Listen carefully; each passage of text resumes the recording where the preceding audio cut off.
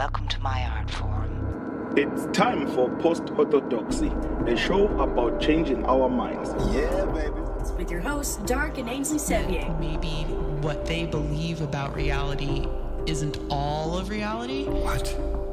I know, right? We're on a mission to have a better time with more people more often. The question is more, how do you get there? Post-Orthodoxy explores strongly held beliefs, how those belief systems divide or connect people, and what might be found beyond those reality bubbles. Keep calm. Don't lose your head. I've got a piece of chocolate here with me because I got anxiety about doing this. Welcome to this neighborhood, neighbor.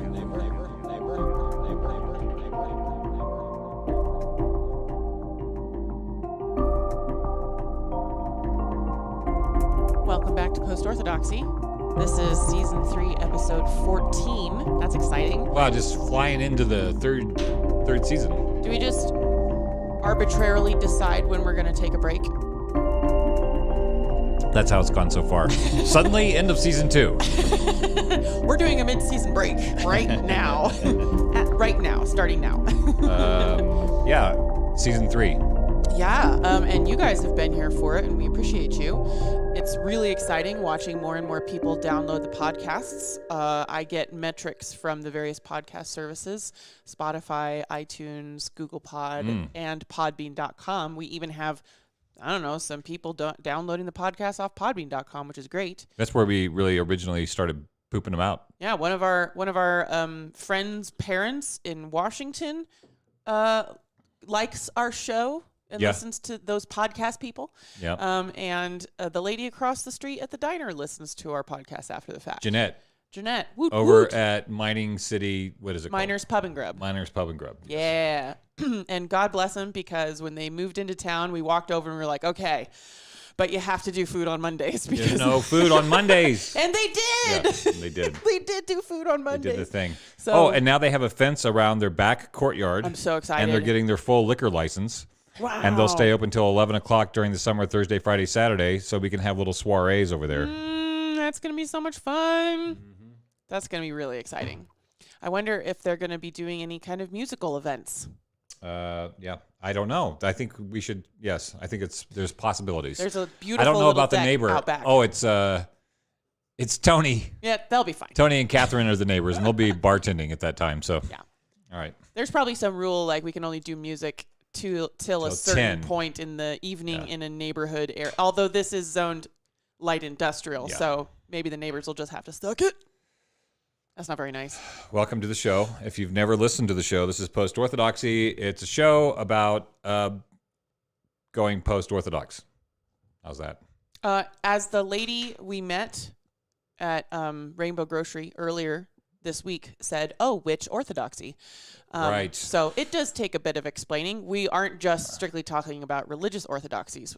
Could be scientific orthodoxies. Historical orthodoxies. Political orthodoxies. Gender orthodoxies. Medical orthodoxies. Financial orthodoxies. Financial orthodoxies. Sexual orthodoxies. Yeah. So on. Anything where people are like, well, this is the way that it's just going to be for the rest of time. Only this way or you're an idiot. That's an orthodoxy.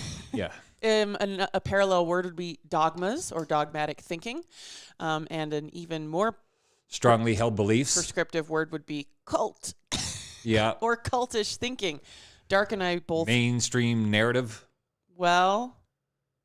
How's that? Corporate media narrative? Well, no, more like spoon-fed narratives. Prescribed narratives. Prescribed narratives.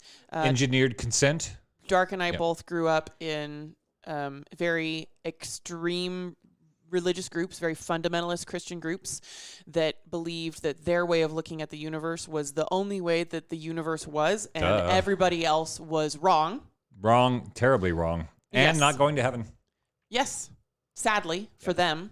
Yep. And as both of us deconstructed from those groups, we developed an enhanced natural immunity to bullshit. Yes. So we have this little radar that goes off, sort of like a gaydar, where like anytime someone's trying to tell us what we're supposed to be thinking about and how we're supposed to think about it, we're like, boop, boop, boop, boop, boop, boop. Some would call it a trauma trigger, but we like to call it a trauma superpower. Vlarik Shard on YouTube, thanks for tuning in today, said, you mean that text I got from my old church elder last night? Was somebody checking in on you to see how you were doing on the day Jesus rose from the dead because you were born a sinner because of Eve? Oh. You should listen to our show from last week with the ethical skeptic Wow. because he did an amazing breakdown of the story of Adam and Eve. There's this Christian trope. Yeah. They don't think of it as a trope, but it's a thing that I grew up with. I have dirt in my pocket for some reason. Sorry. Yeah, a trope. Hot spring? Just a bunch of dirt. I don't know. You do like to work with dirt, so that's not weird. There's a Christian trope that is Jesus is either a liar, a lunatic, or the Lord of all. Jesus or Big G? Jesus. Really? Because now I have since realized that a lot of the arguments used to back up this trope are not things Jesus said. That's where it gets confusing for me because we didn't have Jesus was just the faggy son of the CEO. He wasn't really. He wasn't. We were super Old Testament, yo. Yeah. Yeah. But so there's this Christian trope. Jesus is either a liar, a lunatic, or the Lord of all because he claims to be Lord of all. So he either is that thing, or he's crazy for thinking he is that thing, or he's lying to you for some reason. And Jesus is just like one of the least nefarious people in history. So I feel like that needs to be explored a little bit more. But there's this opposite trope that the ethical skeptic was walking us through. A theory more so than a trope because it hasn't been repeated ad nauseum in every Christian bookstore everywhere. But he was going through the biblical story of Adam and Eve and God, the ostensible creator of everything, who then made a special garden to put his creation into and gave them the job of tending this garden for them, which I guess capitalists justify that because people need jobs to feel good. Tend the garden, don't ask questions. Even though God could do everything at all times, he made Adam tend the garden and then gave him Eve, which was very nice and very heteronormative. And then, and then set up this tree for God to eat, for Adam and Eve to tend for God, but that they weren't allowed to eat. And so the ethical skeptic is like, if we look at this from the outside, from a zoomed out, logical, objective perspective, non-emotionally, this God was either an idiot or he wasn't who he claimed to be, all-powerful. Right. Or he was a total asshole. Yeah, maybe deranged lunatic, I think is what he said. And it was a very interesting juxtaposition with this Christian gotcha argument that I grew up trained to say that Jesus must either be Lord, liar, or lunatic. Okay. And this was like the opposite. So anyway, I'm sorry that you're experiencing people from your old church harassing you on this holy pagan holiday that's been co-opted by the church. I can send you an Instagram post for that. My entire Instagram feed this morning is full of people being like, you don't have to talk to church people. You can have boundaries. You can tell your family when you're going to visit and when you're going to leave. It's okay to say, I don't want to talk about that with you right now. Like my whole Instagram feed is just religious deconstructionists and people who've gotten out of traumatic religious experiences trying to support each other and having boundaries on like one of the most primal Christian holidays of the year. Oi. Yeah, I did my Christian Easter meme today that I think everybody can enjoy. And I really admire that you know, the image. Where did you post it? It's on my story. You know, the image of like that cave with the rolly rock. I've always been impressed by that. You know, they carved out this big old rolly rock. Such a modern interpretation. Giant of what rolly that cave rock looked like. that rolled over the cave door so that, anyway, the tomb. Right. Are you pulling it up? I am, but go ahead. Anyway, I like that image because I thought they put a lot of work into a criminal's rolly rock. Anyway, I don't know who made the rolly rock, but anyway, I thought the caption was nice. Everybody can kind of get a kick out of that one. Lockdowns do not work.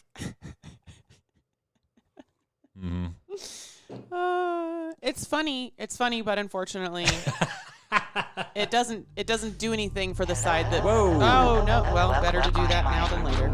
It's Done with you. Okay. All right. You want to do our disclaimer? I have to adjust the camera briefly. Yeah, our disclaimer, welcome to Post-Orthodoxy. Sometimes we explore ideas here. A lot of those ideas a lot of those ideas that we explore make some people uncomfortable. in the exploration of those ideas, because it might gore their ox or touch their sacred cow or, molest their strongly held belief or whatever the thing is. If you are okay with that prospect, because eventually we get to almost everybody's like, hey, wait a minute, everything else was fine until you started talking about that.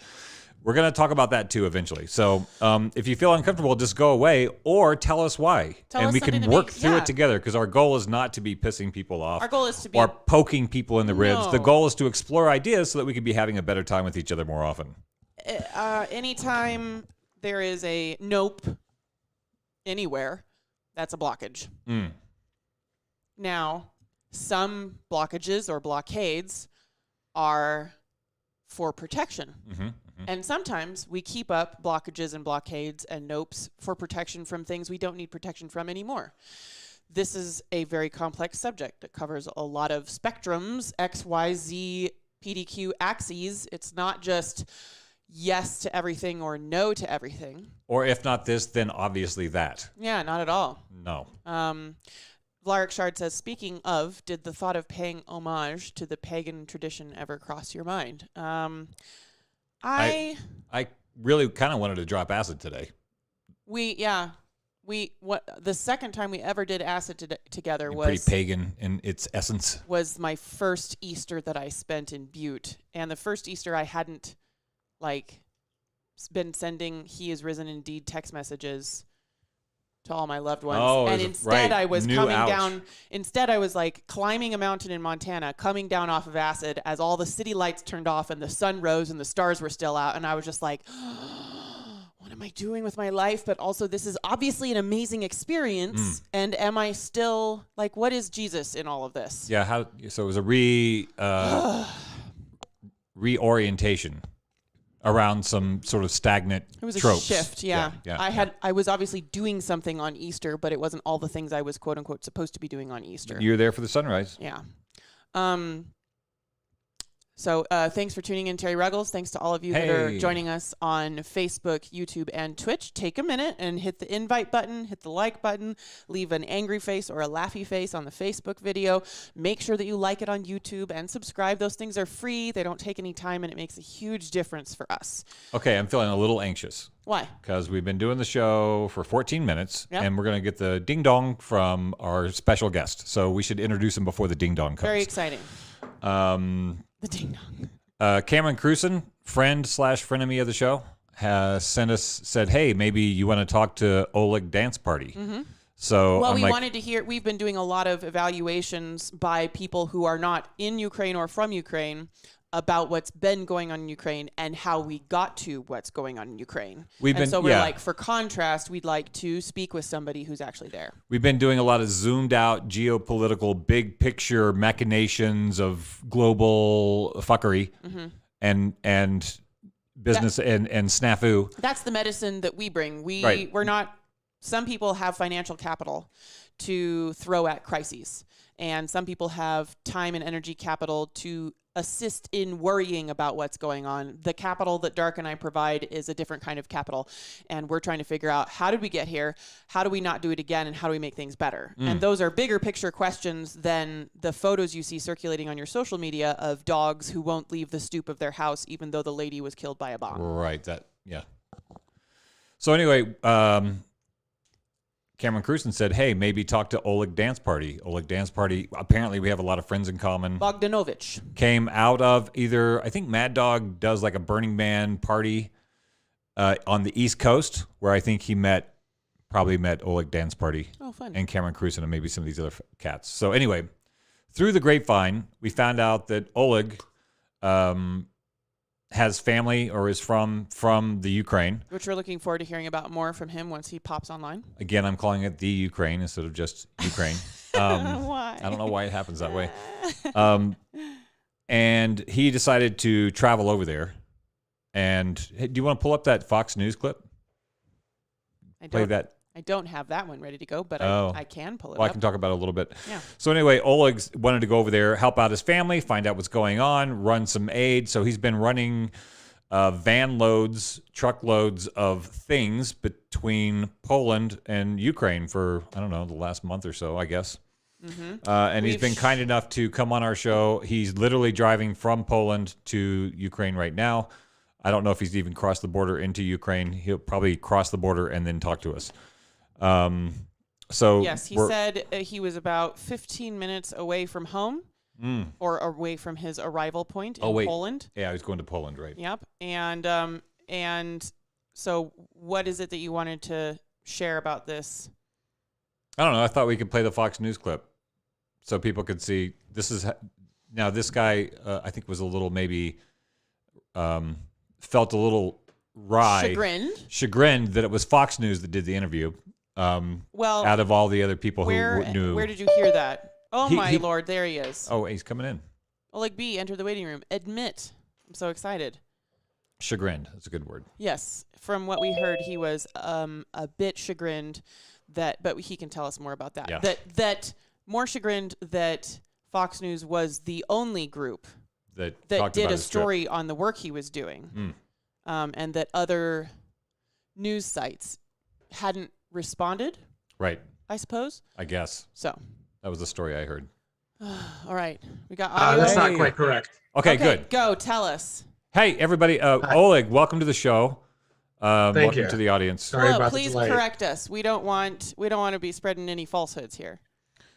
Okay, so the first news outlet that reached out to me, and you can hear me, see yes, me just very fine, good, very good. Yep. Okay, so the first news outlet that reached out to me was actually Billy Penn, which is a web neighborhood scale news organization in Philly. Then it was CBS Philly and the Inquirer. They actually sent a photographer over and a camera guy, and I gave another short interview. I think it was CBS. My memory has drawn a few blanks by this point. Yeah. It seems like it was a century ago. I bet.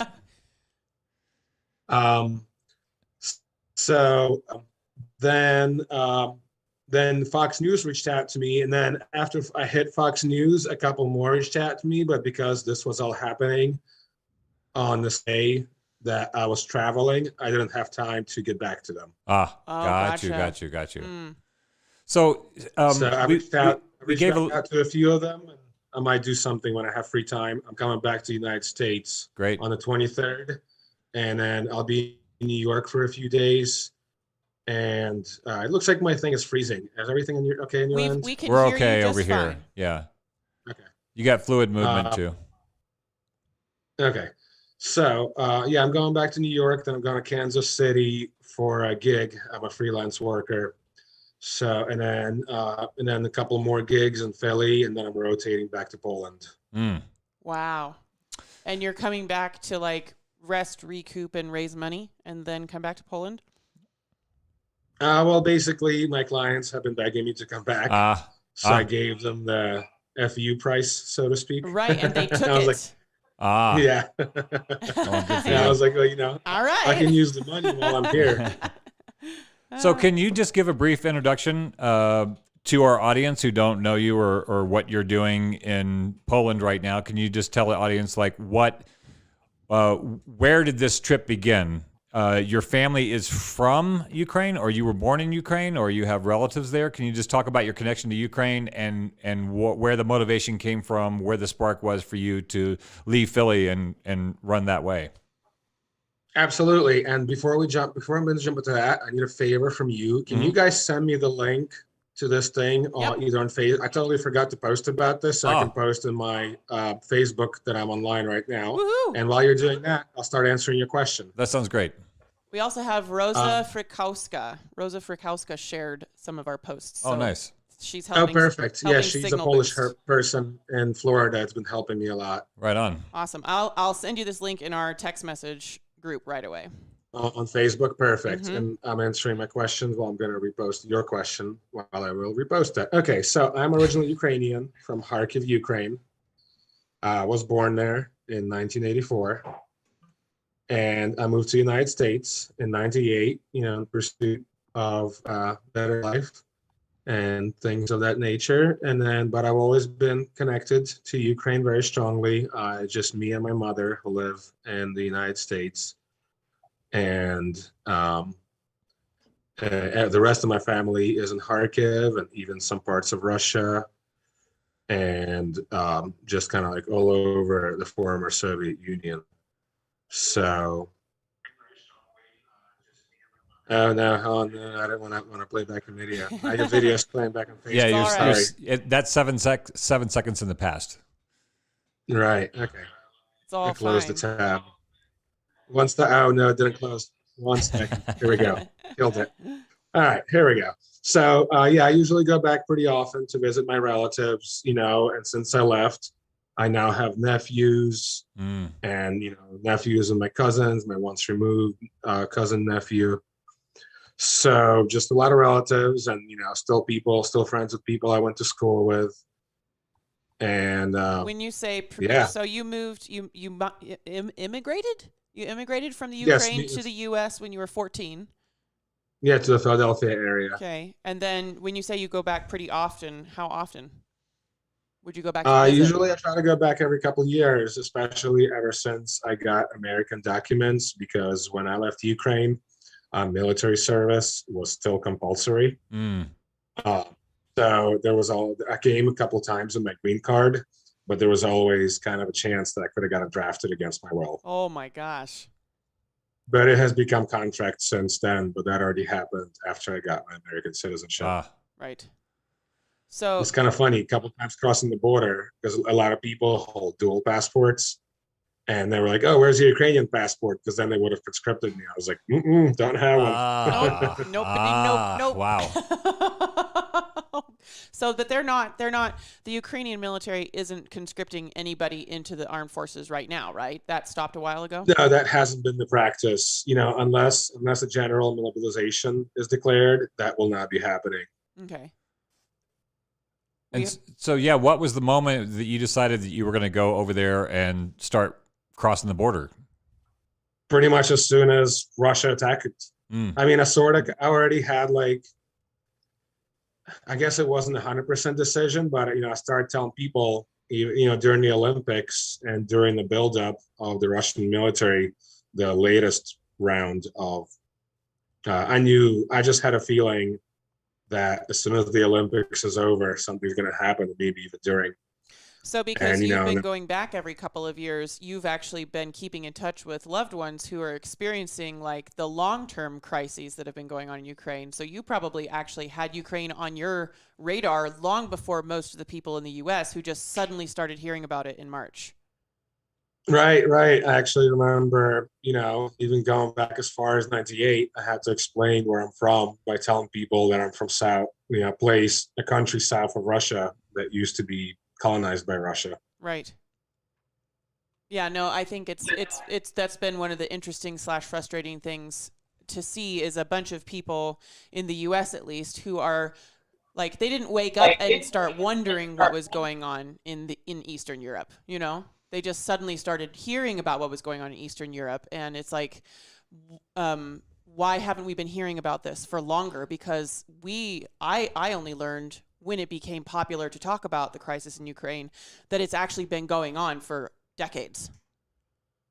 If I may ask you a question, when did that happen for you? In 2014, if I may guess? No, literally, I didn't know. I mean, So I knew a little bit about the history, but not deep. I have friends that were writing about it in 2014 that now I'm reading their stuff and getting caught up with what happened. Also watched Winter on Fire and Ukraine on Fire, those two different documentaries from two different perspectives.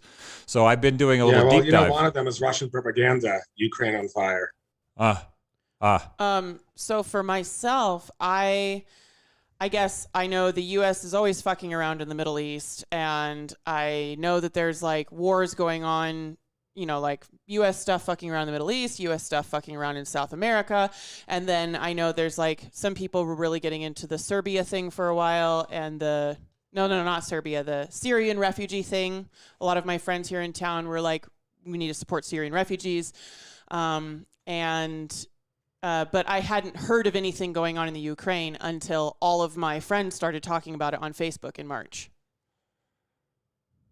Right, yeah. And it's not a good way to get like worldwide publicity. But the reason I asked about 2014 is because that's when Russia invaded originally, but a lot more subtly, so to speak. Yeah.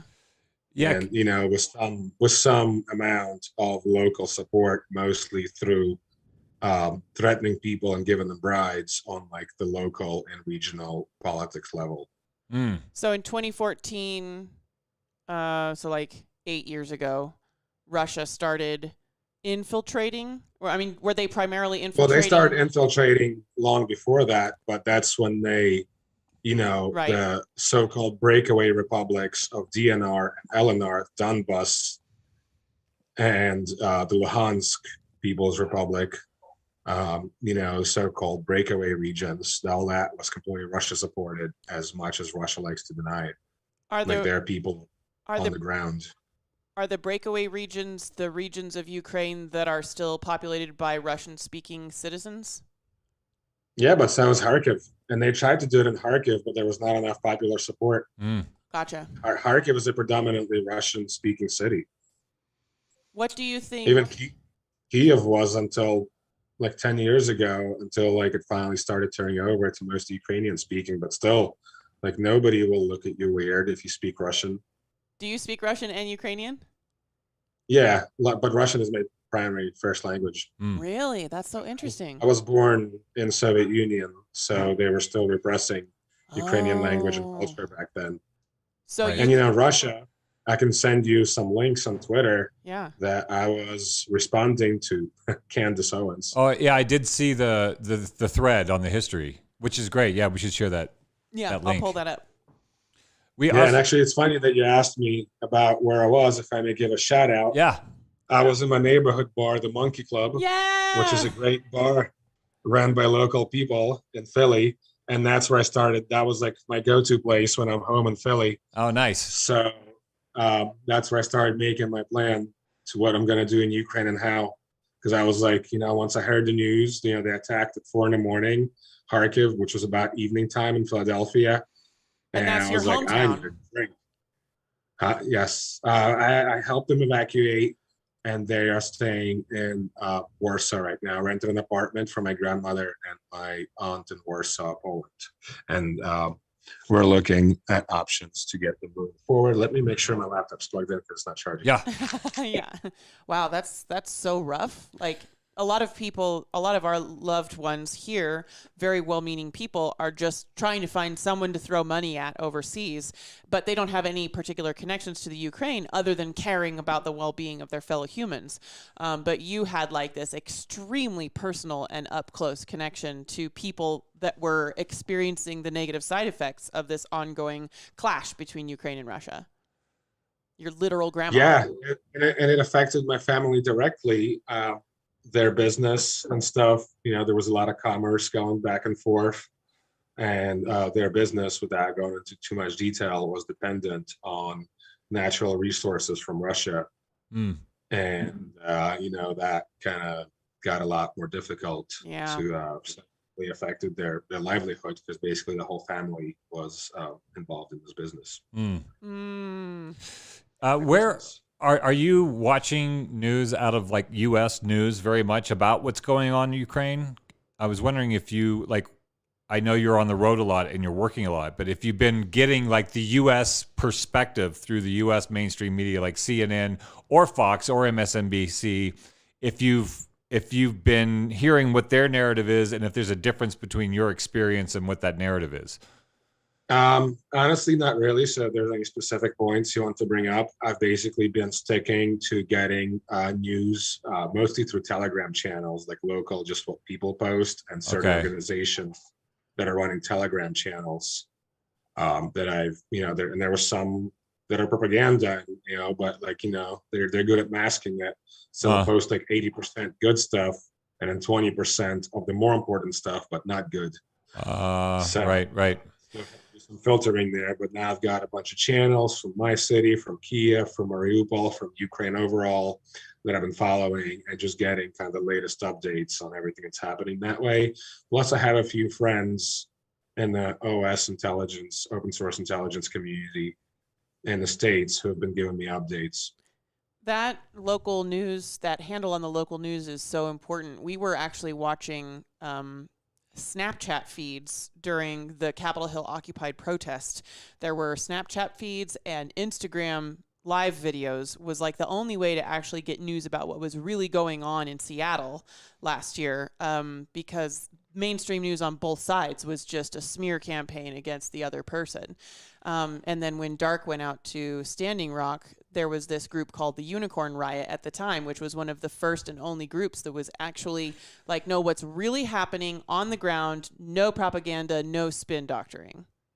Yeah, I but think we haven't gotten into. I had to go to those places to find those sources so that whenever I was not in the scene, I could actually get somebody who I felt like was representing the scene because I had seen the scene with my own eyes. So I think if there's any links that you want to share, I don't know if you're sharing these links on your Twitter feed or on Facebook, but if you could maybe even make a list of sources of where you're getting your information for people. Yeah, if you guys want to, I'm a lot more active on Facebook. So if you guys want to post a link, I've removed all the extra stuff from my personal life before I went to Poland. Right. From my page. Yeah. So you can just give people my Facebook link. Yeah, I haven't researched Telegram very much. I guess I thought Telegram was just another texting app like Signal or WhatsApp, but it sounds like it. It is.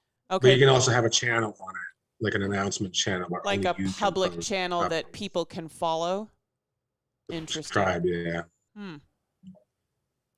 Yeah, so you can run like a news feed on it of like only that you're allowed to make posts and other people just react to it. And you can't even comment on it. You can just react like a heart or smiley. Right. Okay. Or what do they call these days? Emoticons? Emoji, yeah. Emoji. Emoticons kind of sounds like a large robot, but the emoticon is coming. Can you send a couple over of those to Ukraine right now? We need large robots. Some mechs would shut this bitch down.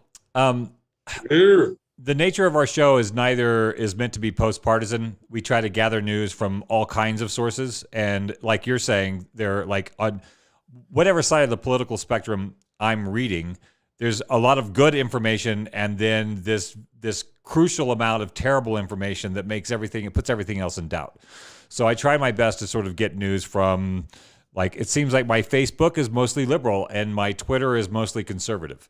So I'm getting both perspectives at the same time. So like the issues, the US version of liberal and conservative. Exactly. Yeah. Right. So like on Facebook, this is like, if I had to summarize what the thing was coming out of my Facebook, which are mostly my liberal friends, is this is a tragedy and we need to support the Ukrainians, and they're ready to go to war with Russia. Like, people are ready to go to war with Russia. People on the left in the US. On the left in the US. Huh? Oh, okay. Yeah. I'm saying that's like a general feel that I'm getting. People are, I find it really interesting that it's the left that is really angling for war. And then on what I would consider more of a right-hand or conservative perspective, they're concerned about, I just keep seeing constant feeds of images that were purportedly from this battle that were from anywhere in the last 8 years being passed off as current. So there's a lot of disinformation in terms of photos coming out representing what's going on that has nothing to do with what's going on. There's a lot of out-of-time like imagery. Outrage porn. That is making people doubt that anything is happening on the right. Which isn't helping. You know, it's something to be said, especially towards the right-wing stuff, is that the Russian government has done a really good job infiltrating it, specifically, to drop some names, places like the NRA, where like they're meeting with Russian oligarchs like on a daily and getting donations from Russian oligarchs, like not even United States residents, like straight up people who live in Russia. Right. And this is like a well-known fact. And they were, so they had financial interest into promoting Russian points of view. And if you ask me personally, I think Russia has infiltrated both the left and the right, but perhaps the left less, because the left, I would say, generally tends to be more unpredictable and more suspicious of authority and changing up their tactics more often especially like these more organized left-leaning organizations that are activist-based organizations.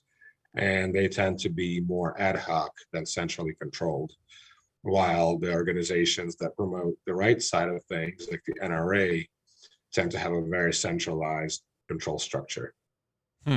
That's so weird because I grew up very Republican, and we really thought of the left as kind of sucking the dick of authority all the time and loving having other people tell them what to do. And I'm not Republican anymore, but growing up Republican, it was all about, you know, the new trigger word, freedom, and about like making sure that you're making the correct decisions individually for your family and your community, and not doing this perceived leftist thing of doing what's good for everybody, even if it makes your family impoverished. Or this was my Republican perspectives when I was growing up. So it's interesting to hear you say that the left is usually more suspicious of authority, because I feel like that hasn't been my flavor of the left over the last 4 years.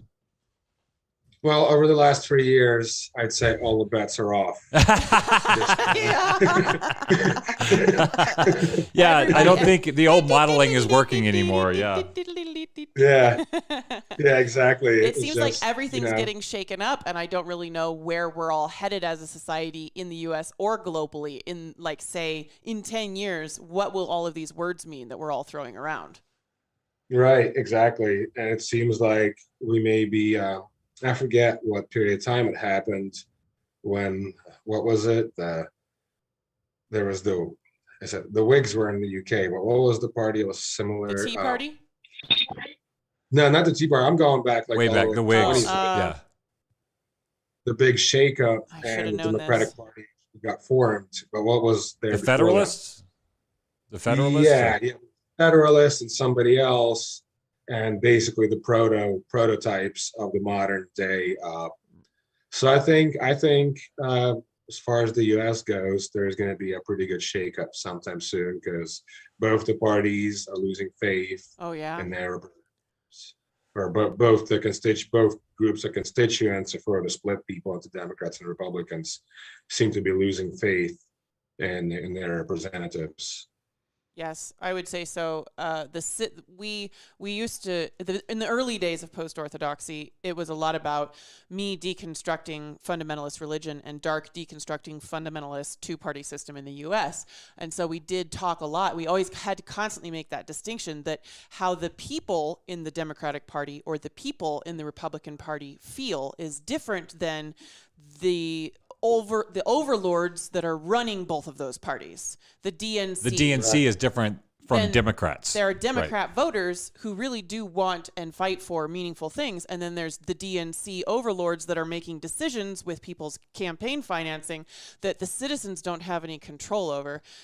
Same on both, right? Same on both sides. Yeah. Right. Well, we're getting dangerously close to oligarchy, like authoritarian oligarchy, so to speak.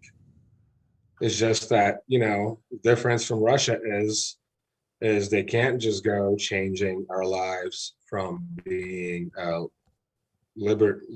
society full of liberty to a society full of autocracy. Like, people will just stand up and unite behind that, but they can do it slowly and economically, not Little politically. Drips. Yeah, and which seems to have been happening since, going back to the 60s, really, and 70s. Mm-hmm. Can you tell us a little bit, like, give us like a day in the life of what it's been like what's the feel of the people, like, where are you going? I'd like to pull up a map, because I think just to get people familiar with the size of Ukraine, where the conflicts are, where are you going, and getting an idea, just to get people and get myself oriented with what the story looks like on a map. Okay, so I can just pull up a map of my own. Here, I have one here. Okay. So I've been to Kharkiv once so far. And that is all the way to go east. Yep, go above, go north. Oh, it starts with a K. Yeah. That is where I'm from. Okay. As you can see, it's like literally 40 kilometers away from Russia. And actually, so do you know what a dacha is? No. Dacha? It's like what what in the Slavic cultures, and specifically Russian and Ukrainian, we call like a little country house that usually our grandparents own, where the kids get sent for the summer. Aww. And there's like nature, a couple farm animals, chickens, like fruit trees with just fruits hanging off of them, and a lot of potatoes. And we just hang out, help our, because especially in the 90s, there was a huge food deficit after all the supply lines broke up after the Soviet Union dissolved. So we had to grow a lot of our own food. So in the summertime, that me and my two cousins, we'd go to our dacha, and we and our grandparents would help them tend to the garden and grow enough potatoes for 3 different households for the winter.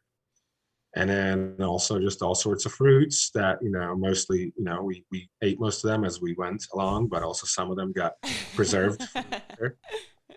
But it was nice because I could just pick an apple or a pear or, cherries right off the tree and just eat them, which was great as a child. We had chicken, fresh eggs, like goat and the goat's milk, and we made cheese from it.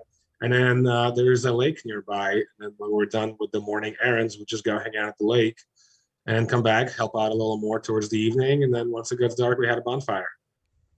That's a dream childhood life. Yeah. Dream summer. And, at the time I was being rebellious. So I was like, no, keep me in the city. I want to be close to my friends.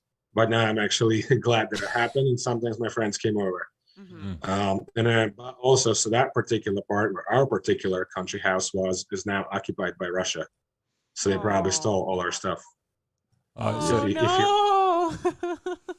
you're to judge from other liberated places that have been liberated from the Russian occupation so far in Ukraine, that's what most likely happened. And I just hope our neighbors are okay, because some of them stay there permanently. Are the Russians that are occupying Ukraine right now, are they chopping down trees and like burning buildings, or are they just like taking stuff and eating everybody's food?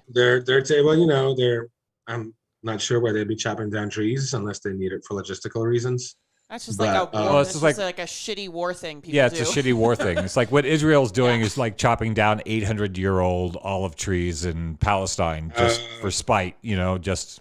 Any occupying force oftentimes will just destroy the infrastructure of the area, like in Europe in the World Wars. You just destroy the infrastructure of the area, and you put enough pressure on the people. I mean, that's where the sanctions are coming from from U.S. to Russia, right? Is the sanctions are like, we put enough pressure on the citizens of that country, the leaders of that country will have to stop being at war, right? That's the idea. I didn't know if like the Russians were wasting the places they were occupying.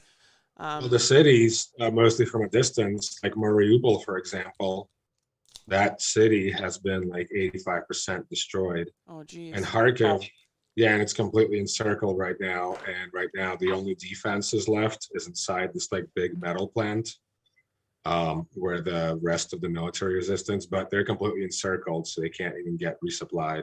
And over 85% of the city has been destroyed. That's probably the city in Ukraine that's got it the worst currently. So Dark found this map, which there's a little mini map in the corner that shows Ukraine in its relation to Europe and Russia, and you can see a little bit of China and a little bit of the Middle East. Yeah. And then as you can see geographically, it's the biggest country in Europe. Mm-hmm. And there's these two small sections that are highlighted, that are the pink and the yellow section on this map here, and the key code is cities controlled by DNR, LNR in Russia, and then cities controlled and if by... you just go to the left there, to the orange zone at the bottom left. No, go down, go down. That's Mariupol. So that's the city that's been completely encircled. It's seen some of the worst fighting in the entirety of Ukraine, where there's thousands of civilians dead. Russia multiple times said they're opening green corridors for people to evacuate, but they would just attack people on their way out. Because as you can see, they're occupying all the small places around it, major motorways out. Now this is not the city port that was like Russia's only. Sevastopol. That's Sevastopol. Okay, all right. So that's not the port that was like Russia's only water port. This is the Mariupol is important because it will connect the Luhansk National Republic, so to speak, the occupied land of that, and Donetsk to Crimea. Here's Donetsk. So that's why strategically, yes. So that's why it's strategically important for them to take that city, because then they will have uninterrupted access to Crimea from Russia's And east. is this and west. lower section of Ukraine down That's here? Crimea. That's Yeah. Crimea. Now this. And then right in between there is that city. If you're looking at the bigger map, Mariupol is right between them. Like, just kind of like in the middle between those two. Now, is Crimea, when the USSR broke up, if I'm getting this correctly, did Crimea go with Ukraine or did Crimea go with Russia? Crimea used to be a part of Russia until I think sometimes in the 80s, during which time for administrative reasons, not the president, but I forget what the mayor highest, no, not the mayor, the most powerful person in the Soviet Union. I forget, the commissar maybe of the people's, something like that. No, it's not the mayor. Mayor's city. No, premier. I was thinking premier. No, wait. Premier. Yeah, that's right. Premier minister. Yeah. And so he basically reassigned it to Ukraine for administrative reasons due to the geographical connection. So the premier of Russia-ish was from Crimea too, right?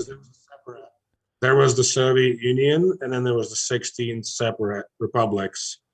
They all made up the Soviet Union, kind of like states, United States, but they were all mostly ethnically separated.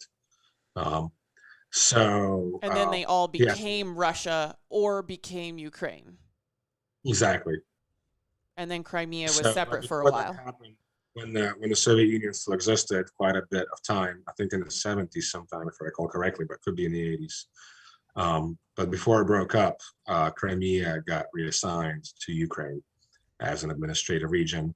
And then ever since Ukraine gained independency, Crimea was actually an autonomous republic within Ukraine. So they had a higher grade of independency and self-determination than other parts of Ukraine from the central government, because ethnically they are Tatars, which are different from Ukrainians. They're the people who have been living there and for a long time, who have also been persecuted by Russia and sent off to other parts of Russia ever since Russia has annexed Crimea in 2014.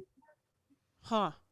Wait. So That's Russia. why the decision was made to keep it as as part of Ukraine, but it was called, the full name of Crimea within Ukraine was the Autonomous Republic of Crimea, because they have always been persecuted by the Russian Empire and forcefully relocated from very warm Crimea to very cold parts of Russia to work in hard labor camps and stuff. The people of Crimea. Yes, the Tatars. And they're also a majority of them are Muslim, so that's another reason. Gotcha. Do you, just as a mild sidebar, a friend of mine is, one of the things she's really concerned about right now is the Uyghurs, which is not spelled like that at all. Do you know anything about? It's the Muslims in China. Uyghurs. Yeah. Right, but it might be getting pronounced different. Yes, I'm partially aware of that, but I'm not as familiar as with the Tatars and Ukrainians. But it seems like a similar circumstance is that there's this indigenous group. Wait, that's in China and Tibet, right? Yeah. Right. Yeah. It's like there's an indigenous group that's largely Muslim that just keeps getting kicked around. moved around and taken advantage of. Yeah, pretty much the same thing. Yeah. Right. Yeah, now it's clicking.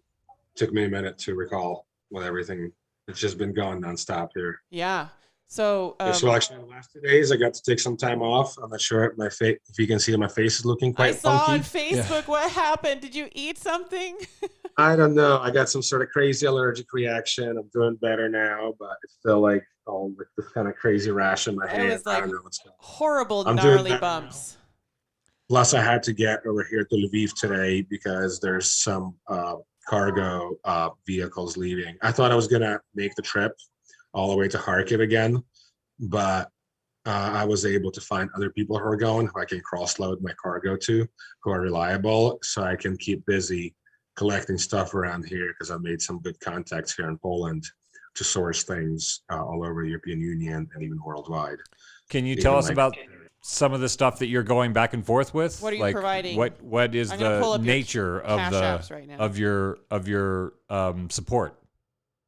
Humanitarian stuff, food, like especially in Kharkiv, like when I was there the other day, I dropped off like 30 kilograms of potatoes just in this courtyard of this house with a bunch of old ladies whose their families either evacuated and they didn't want to evacuate. They wanted to stay. So now they have like nobody even to go to market with them. And they're so old, they're not capable on their own. And, you know, it's obvious to expect that the municipal services are quite stretched. So my friends who are in Kharkiv are actually volunteering to drop off food that they go and buy, who decided to also stay in Kharkiv. Thank you for posting my links. Who have also decided to stay in Kharkiv to drop off food to the elderly and those who are not able to get it on their own due to either a lack of financial support or just not being able to go to the store physically and take the food back. So I'm literally like dropping off such basic things as just like big bundles of potatoes and carrots and onions. Yum. And just bringing it from Poland or from Western Ukraine. Is the Poland-Ukraine border causing any problems with customs or taking that's what I was gonna diseases ask. to and from? Like a lot of countries get iffy about like bugs COVID or something. stuff. Yeah. Well, but like right now Poland doesn't care if you take weevils. food out. COVID is not a concern on the Polish-Ukrainian border right now at all. At the airport, I think they may have asked me for my vaccination card. Maybe. I don't think they even did. I think they're getting a little more on top of it now that everything is not as crazy as it was in the first couple of weeks. I can even tell by the flow of refugees at the refugee center in Przemyśl, the town right on the border with Ukraine, that I've kind of made the base of my operations. And the refugee center is a lot less active right now with refugees. Am I coming over choppy? No, it was a little bit of choppy. But we caught all of it. So I don't want to dox you, but so don't tell me if you can't tell me. But where are you? No, it's fine. You can know where I'm in Poland. Oh, here. No, it's Chernihiv. Oh. So if you go all the way, you don't have. It's such small towns that you don't have it on your map. Let me see if I can pull it up on mine. Send you a link. Okay.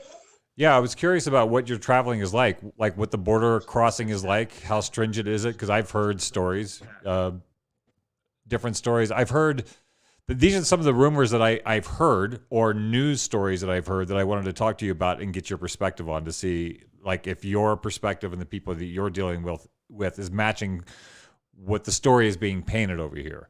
So we hear kind of obscene numbers about everything all the time. Well, numbers, and also like one of the things that, again, I think things have gone topsy-turvy in the last 3 years or so, but one of the things they're talking about is the name that I keep hearing is Donbass.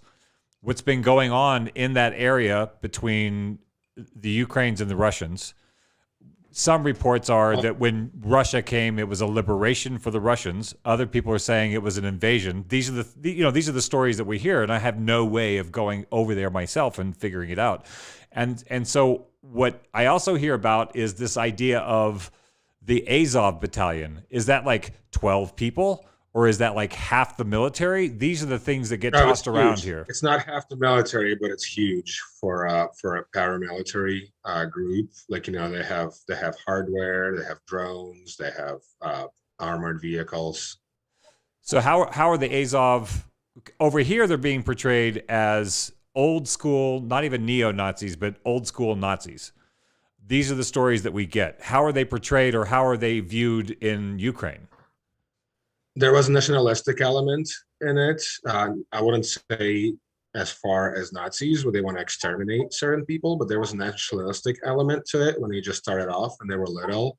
But then it became so big that it just got, it just went to straight paramilitary goals to defend Ukraine as opposed to running any other sorts of agenda.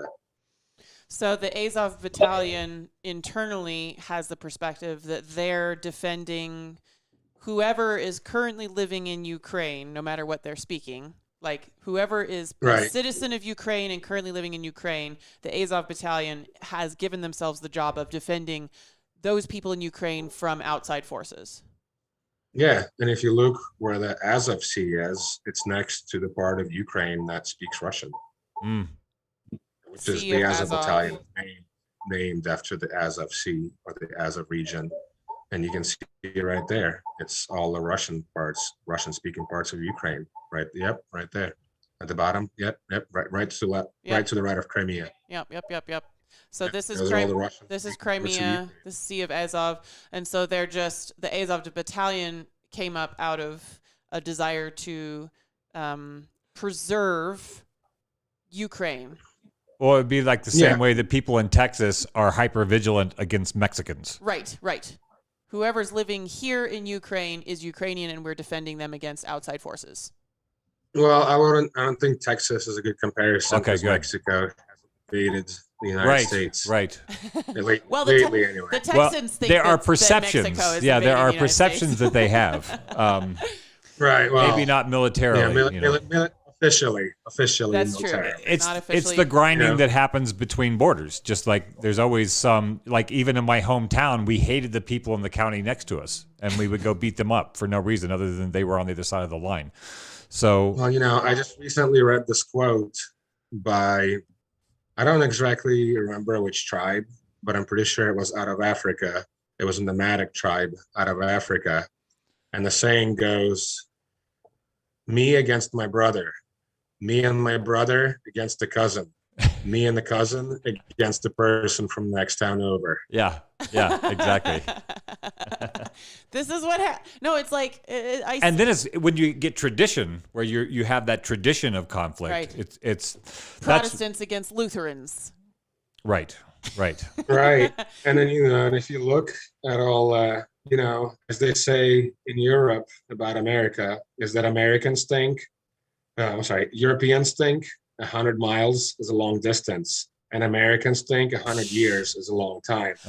Yeah. Right. Ooh, that's some perspective for you. No, what's that the other thing that it's like nobody's allowed to talk shit about my mama except me. Right. Stuff like or my hometown, whatever it is, like these strange little tribal loyalties we come up with.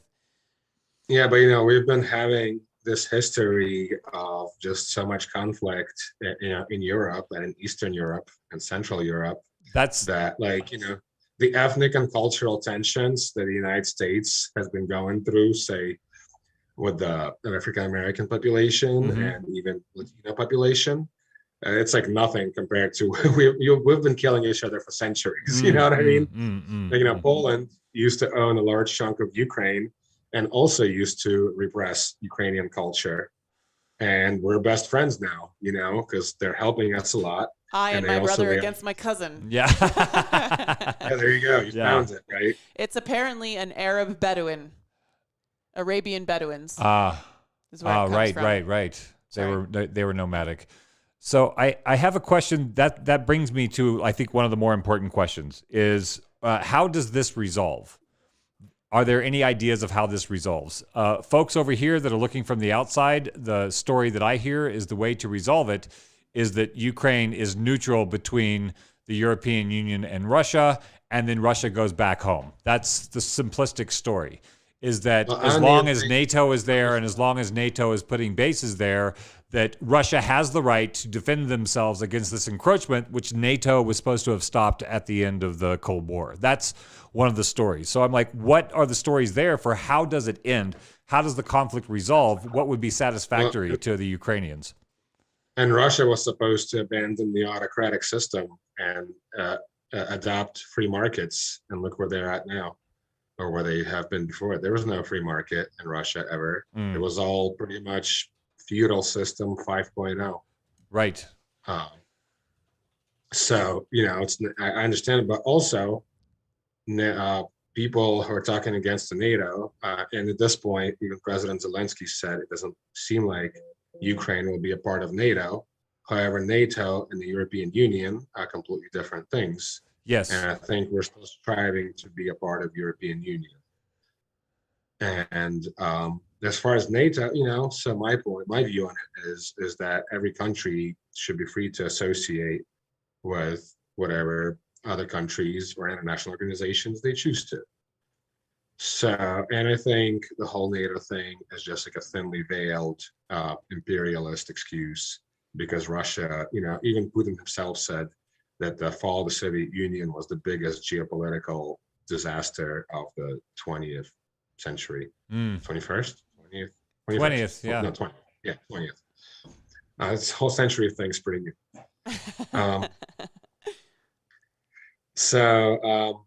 Yeah, so, they, at the outset of this war, and I'm pretty sure I read that a reliable source, but you might want to double check, but Putin said he lays claim to the territory of the whole Russian Empire, not even the Soviet Union. So, where is he going to stop? So I honestly think, I hope that the stop to this war when Putin will be ousted by his own people. So that's the goal. Is there I don't think that's the goal. I don't think that's the official goal of the Ukrainian government, because that could be seen as trying to influence another country, much like Russia influenced our election in 2016. Right. So the goal is that the countries of the world put enough squeeze on the citizens of Ukraine, on the citizens of Russia, that the citizens of Russia rise up against Putin on their own. I think. Well, no, it's not necessarily so much the citizens, but his closer inner circles. What do you think would motivate them to be done? I mean, yeah, it seems like a dangerous business crossing Putin. You have to be careful how you would do something like that. How does that go about? How does that kind of and this is not Oleg's advice, and this does not represent the president. No, of we're Ukraine just exploring ideas. We're just exploring ideas here. Disclaimer. Well, basically, it was dangerous to go against the KGB too, and yet they overthrew Gorbachev and then made him powerless. They secluded him in Yalta during his vacation. And it was his inner circle that did that, the more hardcore communists, because they were not happy with his policy of liberalization. So, when there's a will, there's a way, and it's just, hopefully there are people at those higher levels that are not complete sycophants who can see this war of Russian aggression for what it really is, not a special operation to denazify Ukraine. And they're seeing the, and they realize that, Putin, I don't put it past him to press the red button, so to speak, but hopefully one of his immediate circle will be like, okay, we have to stop this now. So if because I'm pretty sure, even though he might not realize it, because he's just, there's rumors of him. He might be on cancer medication. He might be on steroids. He's getting old, has been in power for so long, that must have corrupted him. So, there is just all this stuff surrounding where I don't think he's thinking clearly, and judging by the performance of the Russian army, clearly there's a disconnect there between expected results that were, the special operation, quote unquote, that was only supposed to last, 2 to 3 days originally, that has now been a 56-day war, or somewhere around that number, if I recall my dates correctly. So what was the special operation? The special operation you're saying is what Putin said he was trying to do at the beginning? Yeah, it was not a war. It was a special operation to denazify, demilitarize, and denationalize Ukraine. So basically take the whole place apart, is what it seems like. And did he give any reasons for why he suddenly escalated a decades-long conflict in March? Because he said, because of the NATO thing, and also because of the supposed Nazi formations in Ukraine that are anti-Russian. Because I don't know when it passed, this legislation, but they basically made it not a requirement anymore, because for the most part, Ukrainians go to government schools. So they removed Russian as a language from government schools that is being taught. So now if you want your children to learn Russian, you need to send them to either a tutor or a private school that is, and that's fine. There's plenty of private schools, there's plenty of tutors, but, it's, at the most, it could be an elective class, but they were not required to do it anymore. Well, before they were, because of the Soviet Union. Back in school, when the Soviet Union fell apart, I still have to take a Russian class and a Ukrainian class on top of that. Right. Which, anywhere else you live in Europe, it's a good idea to know multiple languages. Even in the U.S. Well, I just had to take 4 languages. I had to take Russian language, Ukrainian language, English language, and another elective language, which was a choice of German, French, or Spanish. Which one did you choose? First German, but then it proved that I was too lazy at that young age to deal with German, so I picked Spanish. Yeah. Spanish. I'm taking Spanish right now. Spanish teacher was a lot cooler too. Why is that? Yeah. Gosh, all of my Spanish teachers were so interesting and like hip, and they were good educators. And then my French teacher, he was not even Spanish. He was from Bulgaria. Wow. Originally. You're just really into it. We've been doing Duolingo, which is a language learning app now, for 200 days. I studied Spanish let's be friends on Duolingo. Yeah. I studied Spanish too. I actually found it pretty easy because the pronunciation is basically the same as Russian, but the words are very similar to English. Right. I went to Puerto Rico with somebody I used to date who was from there originally. And we went to like their family for Christmas. And all the Puerto Ricans were giving me compliments on how good my pronunciation is. Nice. Because knowing Russian and Ukrainian, I know how to roll the R. So Puerto Rico. Yeah, exactly. Very good. Dark's been doing Spanish on Duolingo. I did it in high school and college. And so I'm doing Haitian Creole. Yeah, just to make it easier on yourself. Yeah. I can't even begin to imagine what that was like. It's dirty French. It's like lazy French. So instead of bonsoir being BONSOIR, it's BONSWA. Bonsoir. Bonsoir. It's like I saw a meme about French somewhere, and they just say how to pronounce French words, and they just say throw out half the letters. Yes. French itself was so aggravating for me to learn for that reason, but I really was excited when Duolingo started offering Haitian Creole, because there are several artists, musicians that have come out over the last 5 or so years that we both really like listening to that sing in Creole or Cajun, and so it's really fun to be learning a language. And then how do I get your Zoom link from here? Oh, I'm sorry to interrupt you. Okay. I want to post these. Which link? Zoom link. Like, how do I get the link straight to Zoom? I think Facebook is suppressing me reposting your page because nobody has liked it yet, which is strange for my Facebook. We get pretty heavily throttled. Yeah, we're pretty heavily shadow banned on Facebook. Yeah, well, that's why I want to paste. I don't want to paste your Facebook page that I want to paste. We have direct YouTube. Join to Zoom link. Yeah, we have a YouTube link and a Twitch link. We have both of those. Yeah. Yep, I will. Do Twitch or both. I'll do both. Yeah. I wanted to ask you about people able to participate from those platforms and chat. Yes, they can chat. They can ask questions from YouTube or Twitch, either one, and it comes into the Facebook feed. That's the way we're routing around some of the Facebook throttling. I wanted to ask. I was wondering about that because usually I get so many likes like immediately because this has been just blowing up for me. Something must be happening here on Facebook and. Right, of course. They're mad at us, I think. We don't have the intention of being controversial for the sake of being controversial, but the conversations that we have are very controversial. And so Facebook often sends one of us a warning being like, you're on a 90-day drop, or we're going to limit your posts for 30 days, or, stuff like that. No, I got throttled for 90 days because I shared a meme in a comment thread of Joseph Goebbels talking about the dangers of propaganda and censorship. So then Facebook deleted that meme Nazi and then shadow banned me for 90 days. So I think we're still in that, like, they don't want anybody seeing because I was apparently spreading Nazi propaganda by talking about propaganda. The algorithm does not get irony. Yeah, the AI doesn't get irony and it doesn't get sarcasm. Yeah. I got in trouble for a couple of memes I posted like that too. And especially once my account, like, it's funny, like, for years I had it going on.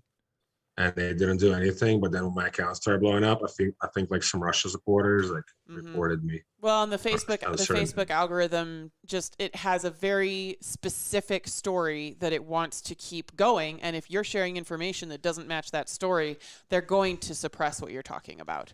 And that's when we first started doing this show, we would get like 10,000 views on our video, and then it just, as we got more post-Orthodox in our conversations, it's been...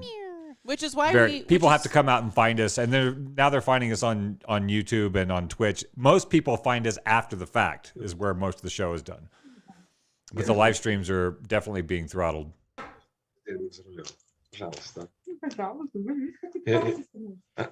У меня в машине есть. Он ищет. Как же так? I'm getting pressured to go to dinner, but I'm resisting because I went with this interview. I asked them maybe they can bring me a snack and a beer. Nice. Well, and one thing that I was thinking of, because I know it's after 9 p.m. there, you've been traveling all day and you've been doing humanitarian shit all week.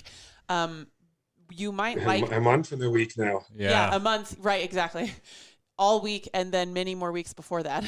You might like to perhaps come back on Post-Orthodoxy and do like a wrap-up show sometime after you've hit the States for a little while and had a break, and we see where all of this is playing out, because you've made some predictions and some hopes for what's happening in the future, and maybe we can, it's party time now, we're good. Yeah.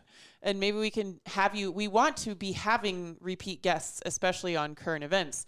And so it would be nice to have you back on the show sometime and talk about this again in the future as the story progresses. Absolutely. I would love that. And I did not mean that I want to wrap up right now. We can totally keep going. I know how household pressure goes. So I have a question about, so as soon as this thing started as soon as this became a part of the U.S. news cycle, sometime in late March, there was this amazing flurry of memes about the size of Zelensky's balls, or how sexy he is, or who's going to play him in the movie. And I was curious about what the Ukrainian, is everybody united in their view of this conflict and united in the view of the president? Do the Ukrainians love Zelensky? Are there different views about Zelensky within the country? In your travels around and dealing with people, how would you describe the public's perception of the president and how he's handling the scenario? I would say the perception has definitely increased. A lot of people were skeptical about him at the outset of his presidency, but now a lot more people definitely give him a lot more respect and time on the day, so to speak. For multiple reasons for how he's handling everything, and that he didn't choose to form a government in exile, even though it's been offered to by places like the UK and others, that he decided to stay in Kiev and not run. So that meant a lot to the folks there? Yeah, that meant a lot, because it's still generally very are you a man of your word type culture here in Ukraine. Why were people skeptical of Zelensky when he first became president, and how long ago did he first become president? I don't remember. Когда Зеленский стал президентом? Не помните? For about 3 years ago. Okay, yeah. I thought it was like 2018. That's about 3 years. That's about 3 years ago. Yeah. Became president from being a TV personality. So people were skeptical because he had no previous political experience, just a TV show thing, and they were offering me coffee, and I was like, "Oh no, I had enough for the day." Oh yeah, you need to wind down. Yeah, exactly. Cheers, guys. Yes. Thanks Cheers. So. I have tea. Yeah. Cheers. So he's just, they were skeptical about him for those reasons, and they weren't really sure he was able to fight the corruption. And, it's tough because it's so entrenched still to this day as kind of like a ghost to our socialist past, where you couldn't get anything without connections. You had to know somebody. But Zelensky made it as just a person, right? Made it. think like a lot of people supported him on that end, which is kind of funny parallel to Donald Trump, which is why a lot of people supported him. Because he's a man of the people. Well, he had a TV persona that definitely had a demographic. Right, he had a TV persona of being like a real ass bastard, which a lot of people in the U.S. were like, I'm sick and tired of presidents that talk like politicians.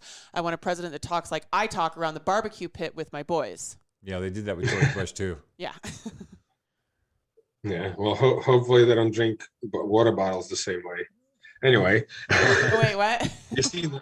You've seen that picture where he doesn't know how to use a video. Well, yeah, he seems to be confused by the concept of a bottle.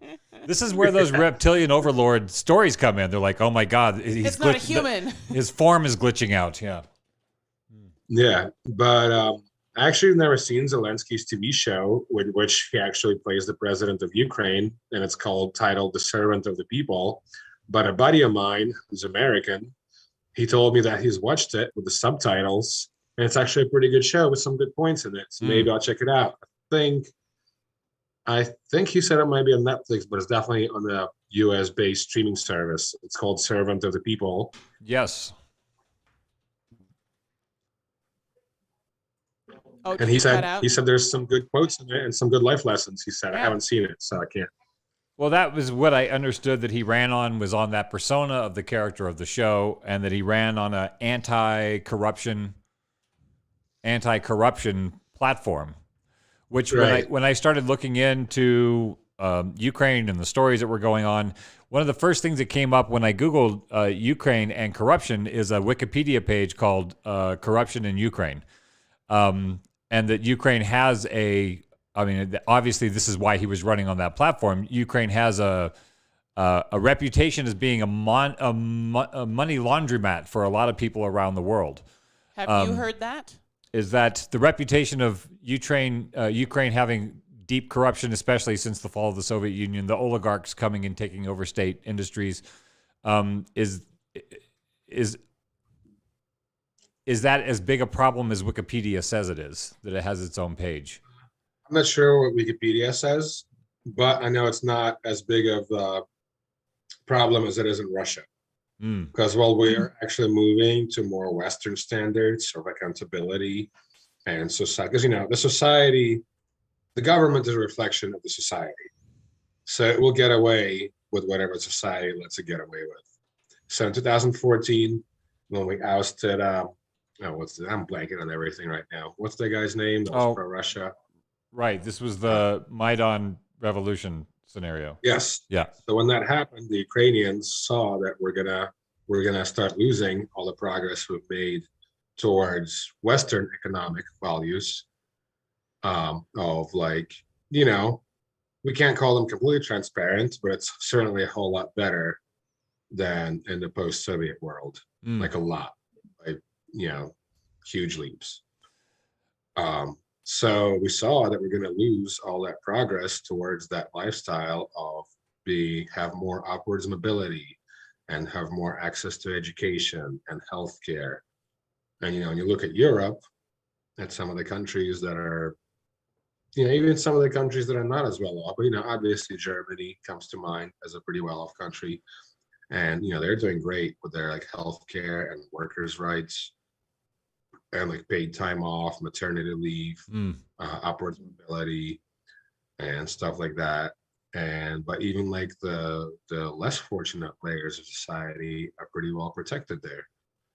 But then you even look at places that are not as well off, like Spain, and Italy.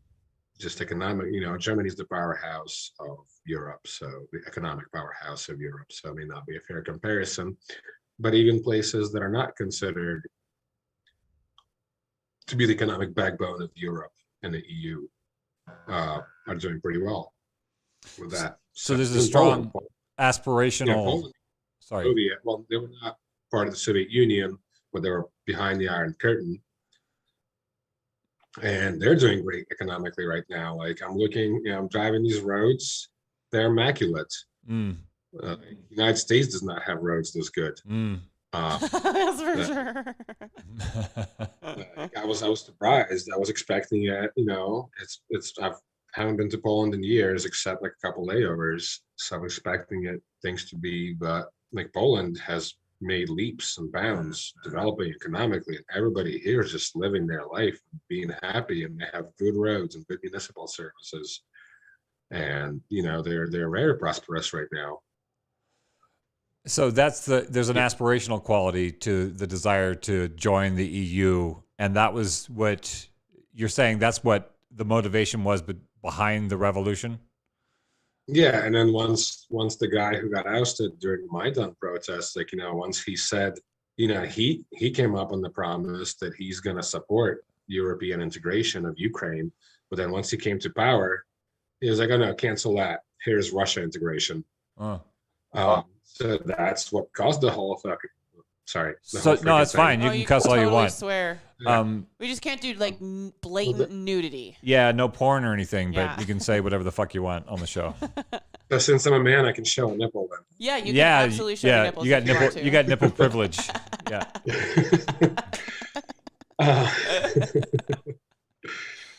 Not that I'm going to. I should have extra for that. Well, it's only the first beer. We got a little bit of time left. Well, there's only two, but there is whiskey. Woo! Beer before liquor, never been sicker. Liquor before beer, you're in the clear. Yeah, you should start with that whiskey. I'm Ukrainian. I can make some nice. You'll be fine. It reverses on the other side. What's your favorite kind of beer? I don't really have a favorite kind of beer. Just right here, I just been drinking like the local equivalents of like BBR. You just drink it to have it's a lot more decent here. Yeah. But it's Tyskie. One is Tyskie. So is that Polish? Yeah, I'm pretty sure it's Polish. It's got that Stella Artois coloring. Yeah. Yeah, it has like one of these London things in it, but it says, let's see, where was it made? Kompania Pivovarna Poznań. It was made in Poland. It was made in Poland. Oh, sweet. Oh, yeah, it says Poland. Yeah, made in Poland. It says right here. There's another one that's more popular here. What was it called? I forget, but it's basically like PBR quality beers here, but they're slightly more taste and flavor to them. And there's another popular Czech beer here that is sold everywhere at gas stations 24/7, by the way. Hot tip. Yeah. You guys are welcome to visit. I have a flat in Warsaw now, and soon my grandmother and my aunt will be moving on to what they're planning. They're only in Warsaw temporarily to figure out what their next move is, which they seem to have figured out. And bureaucratically, they're well on their way to making that move. And I have a big flat with 3 bedrooms and a huge kitchen. Wow. Very close to one of the biggest parks in Warsaw, and pretty much walking from the biggest river. Well, if somebody wants to send us, if anybody in our listening audience wants to send us to do some correspondence, you can go to Post-Orthodoxy.com. We do have a place where you can give us money, or you can just do the slow trickle. You guys are more than welcome to set up base operations here. That's right, and That'd get be great. all of those boots How on is the it? ground interviews. How is it? Crossed for your grandma and aunt and their all of that. Yeah. Thank you. How is it for foreign journalists traveling back and forth? Like I just have a U.S. passport. It's very easy. Yeah. I know foreign journalists in Kiev. So there was like so many journalists in Kiev that this guy like texted to me. He's like, "I'm not staying in Kiev anymore. There's too many journalists. I'm going to Kharkiv." So there are a lot of people in Ukraine trying to tell a story right now. Yes, absolutely. So you have friends across the border in Russia, family, friends in Russia. Have you been in communication with them, and what is their perspective on the story? Is there like Ukrainian? Do they have to be Russian? Ukrainian trashing cheering it on the other side of the border, or what's the story from them? They're a relatively distant part of my family, so I don't often talk to them. I pretty much never talk to them. I paid them a visit when I visited that part of Russia. That will remain unnamed for the purposes of not getting them in trouble. Right. But yeah, so pretty much last time I saw them or talked to them was back then, which was like over a decade ago. Right. Do you have any feeling, like any inclination on where their loyalties might lie? Is it as simple as being across the line? I don't think they're Putin lovers by any chance, but they might say otherwise because they're afraid, because they're elderly. Yeah. Okay. But they're not ethnic Russians. They're ethnic Belarus. In Belarus isn't a country anymore, right? That's a country. Oh, it's currently a country? It's the longest living dictatorship in Europe. Because I'm just like right on the cusp age-wise. Is that on the sign when you come in to the city? No, unfortunately not, but it should be.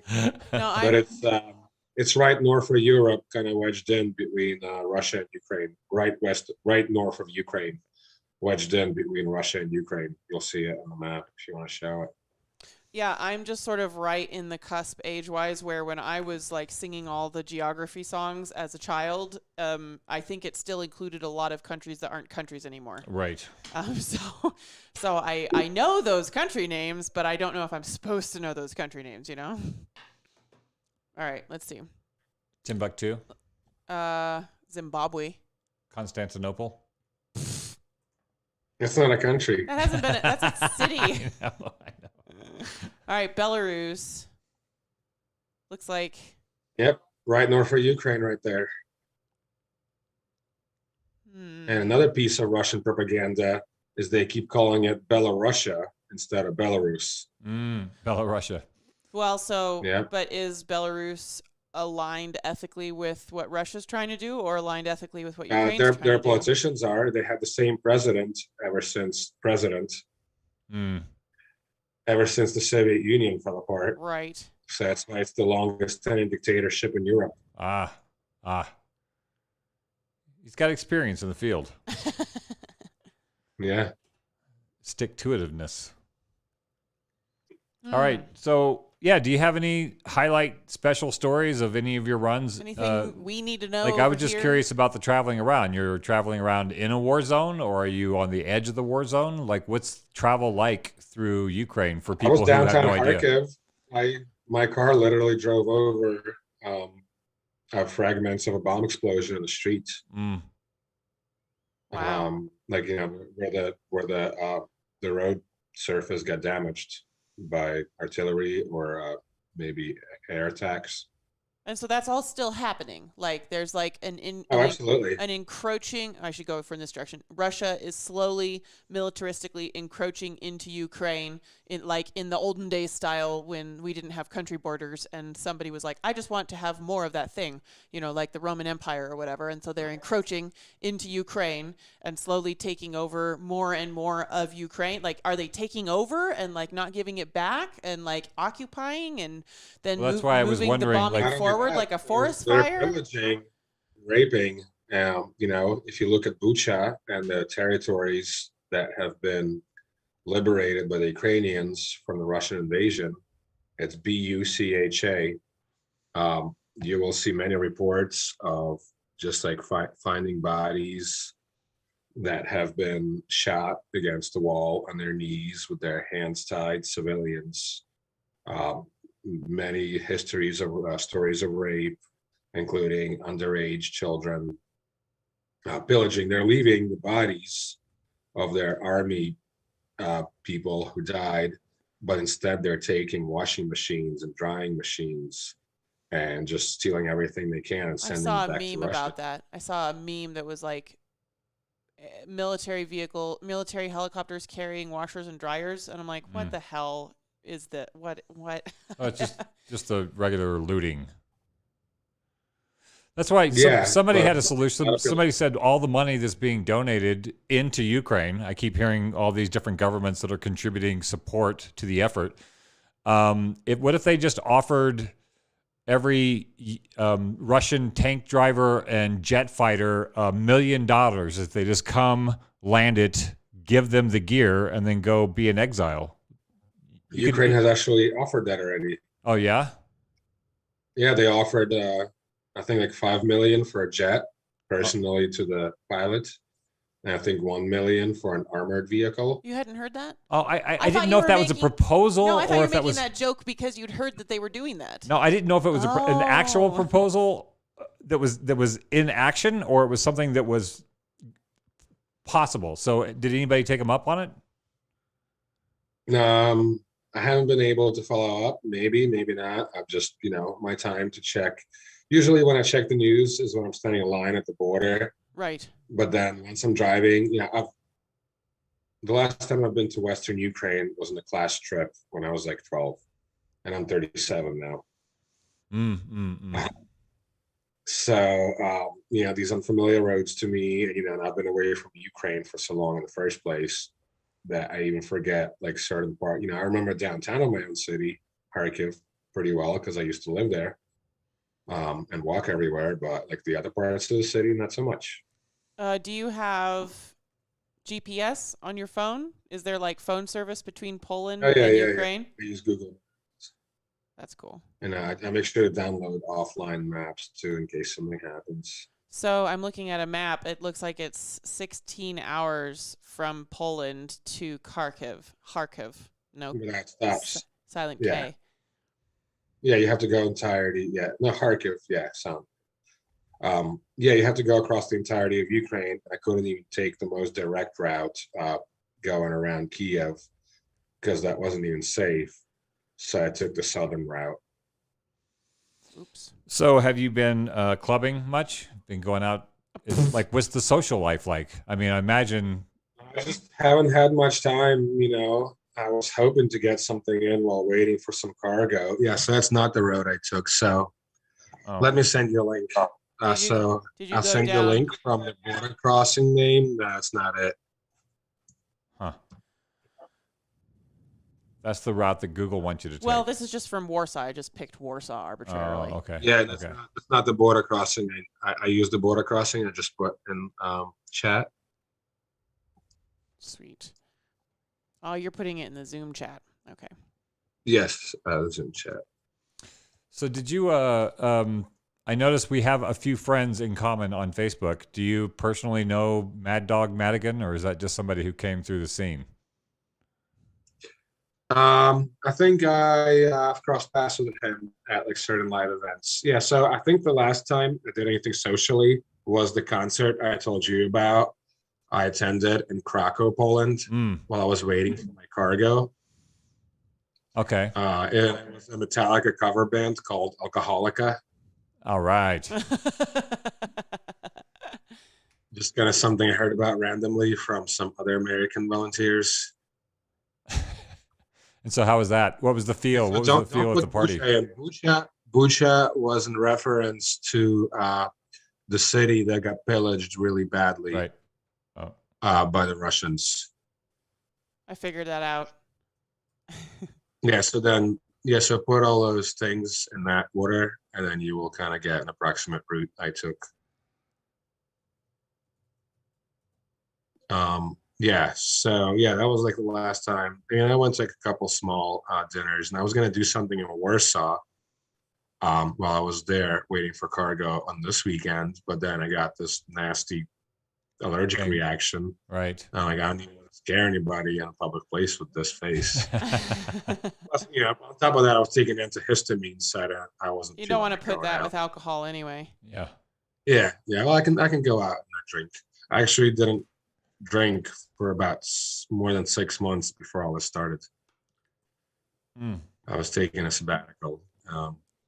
As soon as I heard the attacks, I was like, I'm going for a fucking drink. Yeah.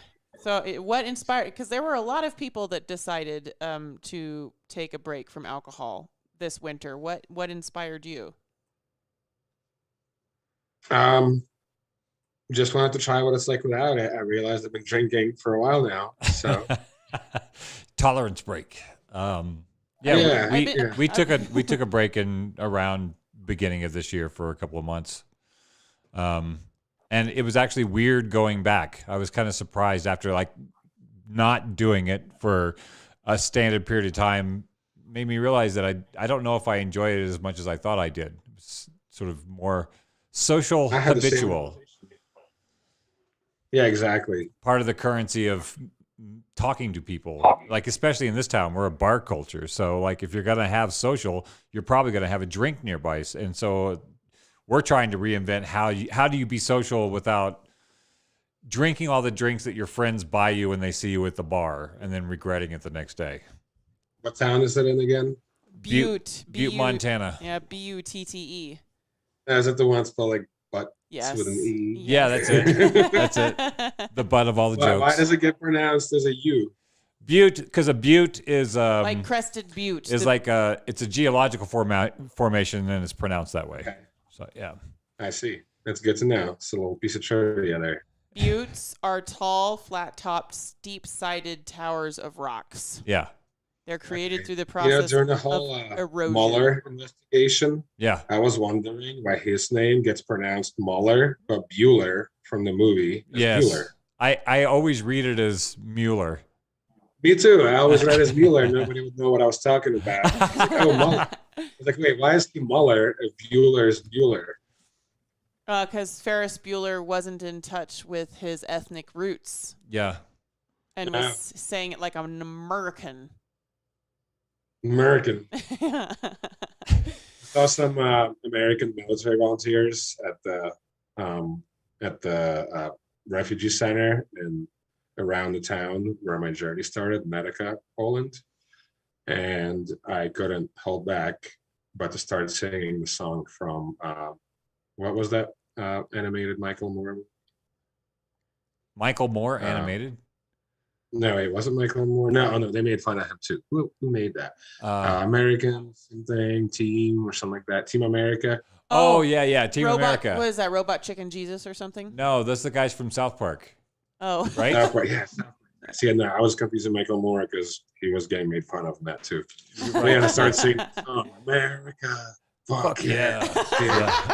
But Oleg, that's how they feel. Yeah, it's true. It's a true reflection. Those are the people that are joining, that are like traveling to the Ukraine to help in a military way. Like they are feeling America, fuck yeah. There's a lot of like, we need to go, like I have all these guns and I don't get to use them over here.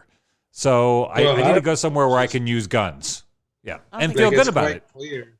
It's quite clear that they're just, I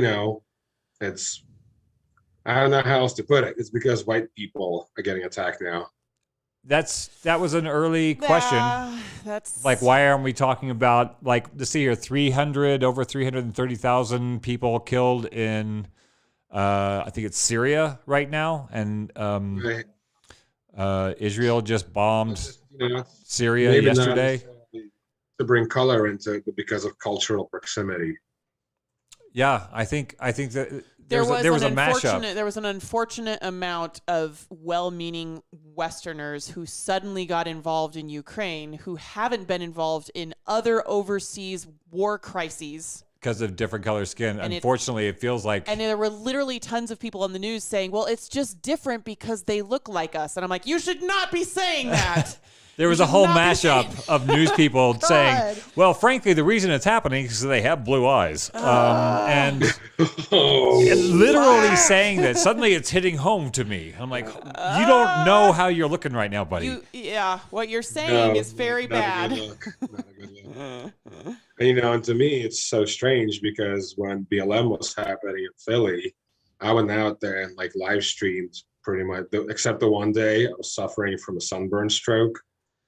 I pretty much went out there and live streamed the whole thing morning to evening. What did you live stream? And so BLM in Philadelphia. Oh, yeah. And how was that, ethnically speaking? It opened my eyes to a lot of things. I learned a lot, and it was just, I feel like I was positioned quite well to like document what's happening and not to offer like too much of my own commentary outside of describing what is happening in front of my eyes. But I would just grab a bunch of battery banks and stream on Facebook until they banned me. And then I would switch to Twitch. That's awesome. That's the kind of reporting that we need, not like all this spin doctoring from people in suits. Right. Yeah, because I was just... You were actually there.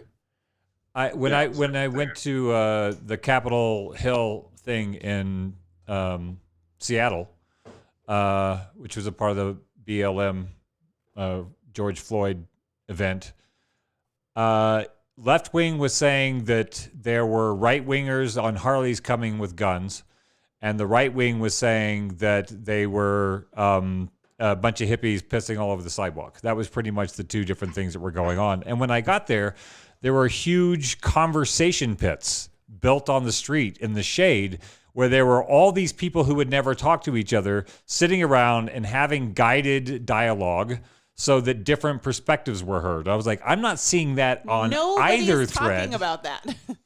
And it's like literally like at 6 o'clock, all the parents would come with their kids in strollers, like because they were going to an art walk. Because it is happening in the arts district, which is a historical location for protests. Right. It was like a daily art walk. Yeah. And with periodic police action.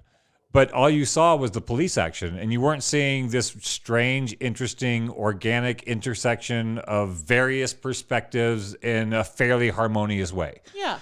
It has to be inflamed one way or the other, no matter which side of the news is talking about it.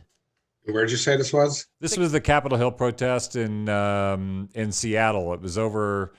That's where the defund the police really started gaining traction. They initially called it the Capitol Hill Autonomous Zone, which was problematic for multiple reasons. Because its acronym was CHAZ. That was one problem. And also because when they were talking about an autonomous zone, it opened them up to ridicule from people who were like, oh yeah, well then cut off power and water to that area if they're going to be that autonomous. And it's like, you don't understand the like archaic, anarchic origins of the idea of an autonomous zone. Anarchy does not mean chaos. Temporary autonomous zone was a term that came out of a book on anarchy. So the idea of a temporary autonomous zone means in conflict or disaster or transition, that there's a way that things sort of organically form where people just start taking care of each other, like what you're doing right now. There's a disruption, and you, like a white blood cell, have rushed to deal with the problem.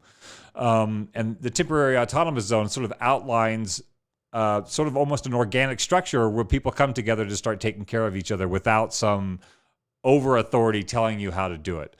But yeah, right. So the thing in Seattle went on for a few weeks, and it was a big deal in the news. It was all a part of the fodder for the right and the left to talk about how bad the other side is. It's funny that you mentioned Seattle, because actually my ex, who I brought up earlier, from Puerto Rico, and there I go saying it wrong again, Puerto Rico. Yeah. So she mentioned one time in conversation that she was like drinking at a bar one time, and she was talking to this guy, and they were talking about different places in the United States that they liked. And he said, I really like the Northwest, the Pacific Northwest. Yeah. And she said, why? And this was a white guy talking to her. And she said, why? And he's like, well, it's the last bastion of white people in this country. And she was like, oh, I ended my conversation after that. Yeah. There's a very, very weird thing happening in the Pacific Northwest where like a lot of white and white-loving ideologies are flocking to that region. And I don't know what fucking happened, because like it's supposed to be like expansive and artistic, but it's becoming like gentrified and racist. There's a lot but even like, the further west you go, until you hit places like Los Angeles, California, and some southern places. Yep. I would say the further west you go, the more white it gets. I mean, like look at Denver, Colorado, and a place like Boulder, Colorado, and like Vail and stuff like that. And I mean, Vail is a pretty affluent place, but all those places, I've been there, and it was very homogenous. It was like a white people's playground away from like everybody else. And there wasn't very ethnic diverse at all. Apparently there's not even a good Chinese restaurant in Denver because of some historical precedent where they like chased all the Chinese people out of town back when during the railroad boom days. In Denver, Colorado. Wow. Denver, Colorado. They chased I read about this, and there's a whole history about this where they chased all the Chinese people, and even to this day, for that reason, Chinese people won't come there and open up restaurants and stuff. You can't get Chinese food in Denver, pretty much. But the further west you go, I've noticed, is the more whitewashed it gets. Yeah, I was fascinated. I lived in LA for 10 years, and what I found really interesting is once I got out of LA, it was white all the way to the border of Mexico.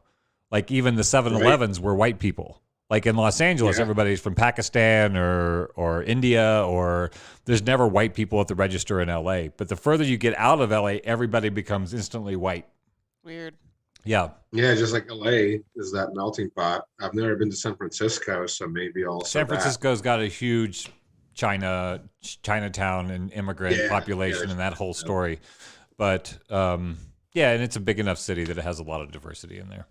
Right, but me living in Philly, where we have the Italians, the Irish, and then we have like a lot of people from Ukraine, Russia, Poland, but then also a lot of African immigrants from places like it's slipping my mind right now. What is Jamaica?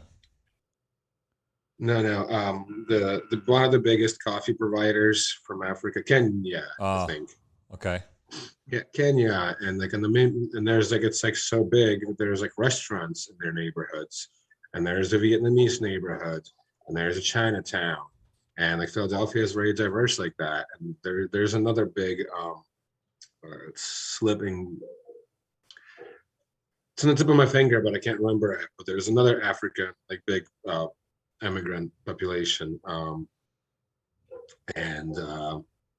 it's just like and then being close to New York, where it's just there's a little bit of everything there.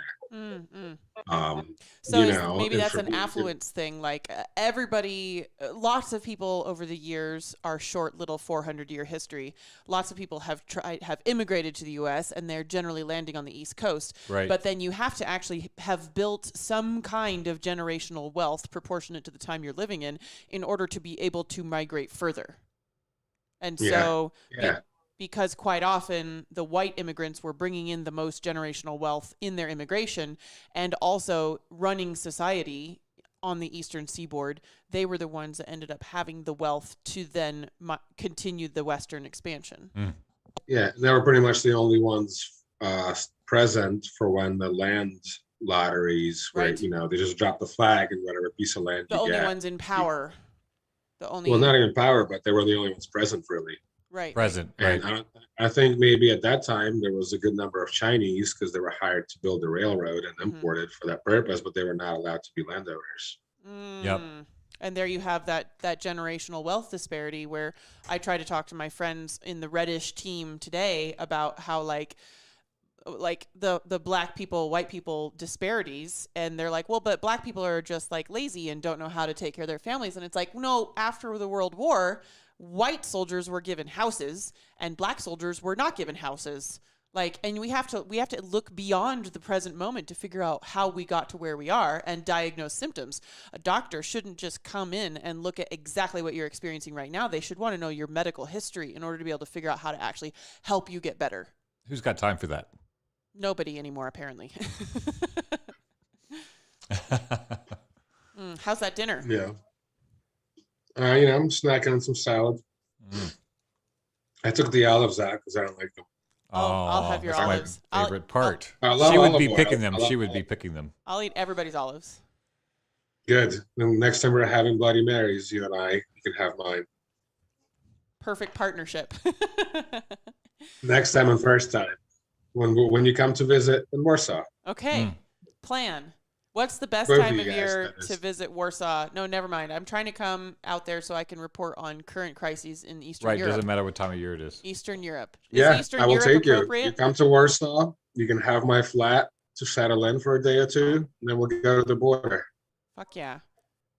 I'm not going to get conscripted because I have a U.S. You have a U.S. passport. Yes. So do I. Yes. And I've crossed the border. And women don't get conscripted. Oh. They're actually allowed to leave Ukraine as refugees. So Well, sexist. So sexy. Men are only allowed to leave under certain conditions, Interesting. which are pretty strict. So I Like, was looking One at of them, for example, is you have to have 5 underage children. 5. Oh, you have to be supporting 5. Wow. Underage. All underage. All of them have to be underage. Wow. Wow, chicka, wow, wow. So I'm looking at these numbers, and it says that since late February, more than 4.8 million refugees have left Ukraine. So most of those are women and children? Absolutely. Because they're keeping all the men back by force. Gotcha. Wow, that's crazy. And that's that's like a tenth of the population. That's more than a tenth, because Ukraine has a population of about 44 million people. It's the biggest humanitarian crisis since World War II, they said. Interesting. Just by the metrics of number of people being displaced. Mm-hmm. I suppose by, I haven't looked into how many people have been displaced by various other refugee crises over the last decade. Syrian refugees. Right. Well, I really appreciate you taking the time after a long day to join in the conversation. Is there anything you want to share? Do you want to tell people what is, can we put up that yellow card that he shared that has his, like, the donation sites and all that? Absolutely. And talk about... just please be careful about, if you want to donate to my cause, that would be great. I also have a link to a nonprofit that will help us with the larger purchases, because I realize that people may be a little not as willing to donate to private individuals like me. Well, and then don't you have to deal with taxes and stuff? Oh my God, don't even start with that. Oh God, I'm so sorry. So where, you just need to get a really benevolent accountant. Where is your link to this nonprofit we can funnel money through? I will send it to you. And if you want to, so right now we are soliciting for 1.7 million euros for various antibiotics from a German supplier, and we will never be touching the money on our own. The Sunflower Alliance nonprofit, which is a US-based nonprofit, so you'll be able to get your tax deduction. So you can donate to them directly, but if you want to donate to these things I'm soliciting about, that I just told you about, please use the, when you donate, please, if there's some field to put in the title for your donation or what part it should go to, please use the one I just include.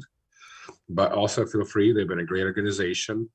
So you can just donate to them directly, or maybe get, like I said, we're looking for 1.7 million euros, which is quite a big sum. So maybe if you have any organizational people, it's about to be might be too late for tech season, because it was 2 days ago. In the US, yeah. Oh, yeah. US. So probably a little bit too late for that tax write-off in the US. But next year, still have to pay taxes. Yep. And they'll be managing all the money for us and sending the money directly to the supplier in Germany of these antibiotics. And also we're separately soliciting for 700,000 some UK pound sterling for some military gear, not weapons, but things like military clothing, some comfort items for the military, some better shoes, tactical gloves, and things like that, tourniquets, also some medical supplies, but like military field medical supplies as opposed to hospital medical supplies. So separately, so 1.7 million for the antibiotics from Germany, and about 662,000 pounds for stuff that I just described from the UK. We're also trying to buy ambulances to send to Ukraine. The car market in Poland has been completely blown up by this conflict. I'm lucky I got my Mercedes Sprinter van on the 5th day of the conflict, so I kind of got in before that. Yeah. But now the prices for off-road cars and cargo cars and ambulances are completely off the charts in Poland, even if it's possible to find one. I had to go as far as Germany to pick up military clothing and medical stuff and deliver it on my van to Ukraine. So it's just really logistically and organizationally tough, and with so many things happening all at once, and at such an unprecedented pace. That is lucky that you were able to get a Sprinter so quickly and before the shit hit the fan in that arena. So the Sunflower Alliance was formed specifically to channel donations for this crisis, right?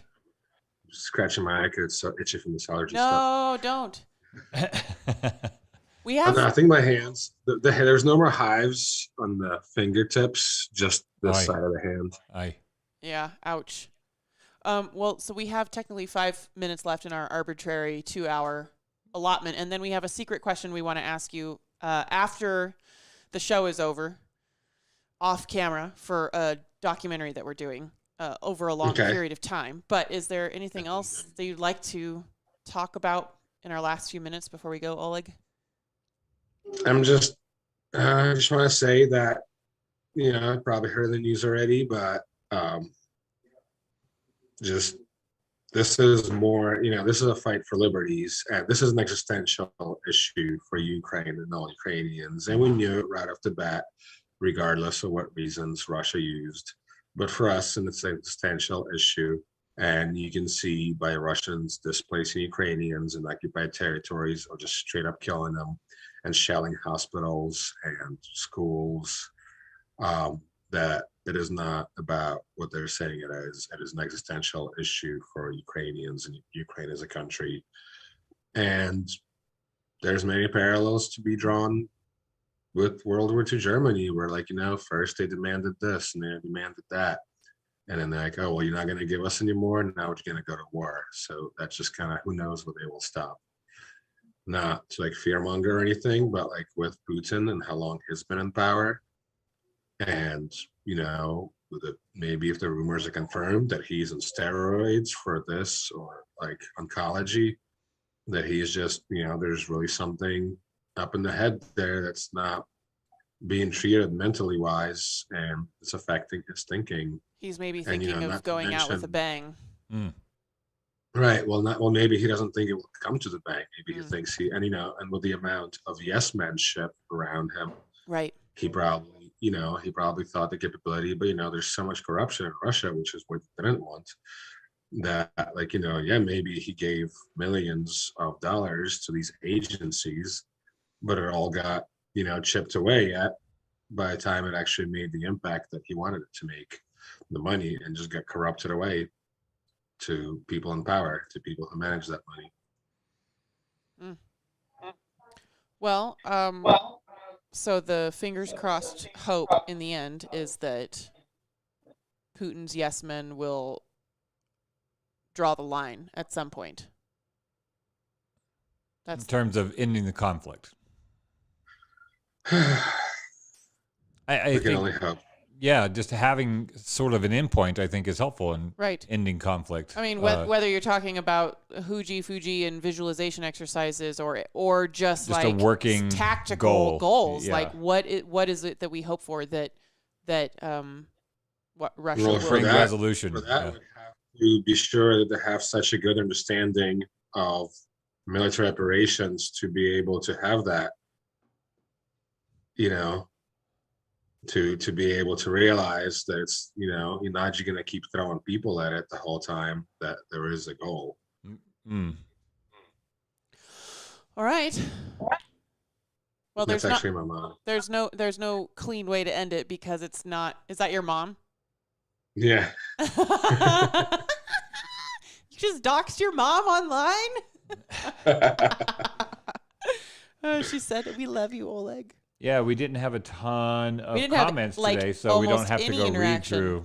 I think it's very interesting. I think it's an issue that a lot of people just don't know what the fuck to do. We already got so exhausted by the 2016 elections and don't know what the fuck to do. And then the 2020, 2021 COVID stuff, don't know what the fuck to do. And then now this is another don't know what the fuck to do. And I think people are just fucking exhausted. And so I appreciate you being willing to share your stories in the middle of a thing. This is the middle of the story. We can't just put a button on the end of the show because the crisis in Ukraine is still going on. Yeah, thanks for getting acquainted with us and letting us get acquainted with you, and hopefully we'll have you back on as things develop and get your perspective of somebody who actually has family and roots and stakes in the place itself. And your mom said, if you guys want to come, like I offered before, I'll take you on the ground into Ukraine. Western Ukraine is very safe, and if you want to risk it a little, I can take you central Ukraine. And Kiev is safe right now. Oh, let's make a travel package deal and figure out how much it would take for us to do it. Oh my God. And if we can get the donations from our audience, I'll totally do it. I would so absolutely go. It's not even that expensive to fly to Poland. Poland itself is very affordable. Are you looking at prices right now? No, I'm just saying thank you to all the people that are cheersing at the end, like Oleg's mom, who says yeah. that she appreciates your mission and she's grateful for you. And that's very sweet. Well, thank you guys for the time. It was great to meet you. And I won't log off yet because you said there's a secret. You can run to the bathroom. You can run to the bathroom if you want or whatever, but then stay on Zoom and we'll ask you our secret question after the video is over. We have a minute sign off. Step away for that. Yeah, very good. Thank Talk you. to you later. Thank you so much to everybody that tuned in this afternoon. Yeah. And evening, wherever you are all over the world. We appreciate you guys. Thank you for visiting our Outpost in the Borderlands. Post-Orthodoxy is a project of Sevier Studios. We host ongoing, interactive conversations centered around cognitive liberty, and you can join in by catching one of our live streams on Facebook, YouTube, or Twitch. You can also catch each conversation after the fact as a podcast by searching for Post-Orthodoxy wherever podcasts are found. If you take value from the work we are doing and the community we're building together, you can support the Outpost in the Borderlands for as little as $5 a month on our website, Better Time. That's betterti.me. Visit the Sevier Studios page and subscribe. You can also support the Outpost by following and connecting with us on Facebook, YouTube, Twitch, Twitter, Instagram, and or Substack. Our Post-Orthodoxy theme music was composed by Frank Pascal, and a special thanks goes to our voice actors, Amelia, Colin, Zbo, Rosie, Gabo, Vicky, Mokai, and Tony. Thanks for playing.